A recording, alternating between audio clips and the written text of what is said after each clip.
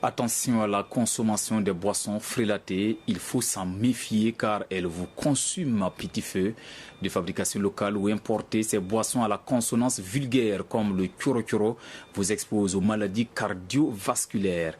La situation est inquiétante. Chiffre à l'appui, le laboratoire national de santé publique tire la sonnette d'alarme. Contrôler et sensibiliser restent à présent les seules alternatives. Salifou Belem, Zubaviel Dabiré.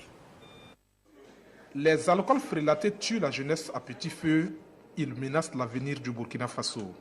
En témoignent les statistiques du laboratoire national de santé publique sur ce phénomène. Sur les 17 millions de litres de boissons alcoolisées importées en 2018 au Burkina Faso, seul 1,9% seraient conformes aux normes sanitaires.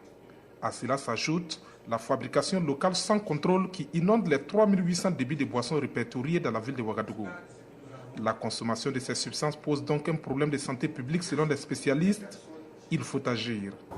L'alcool est à l'origine de cirrhose et de cancer du foie.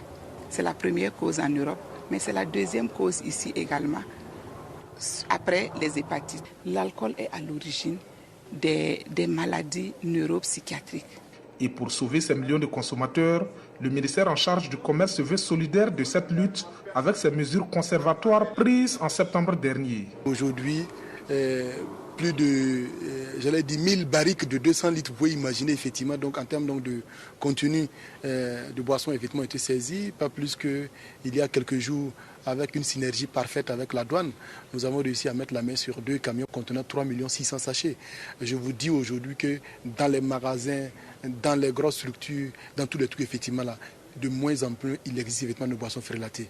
Au-delà de l'interdiction des boissons frélatées et la prise en charge des victimes, il faut sensibiliser les populations sur les risques liés à leur consommation, d'où cette vaste campagne lancée ce matin par le Laboratoire national de santé publique.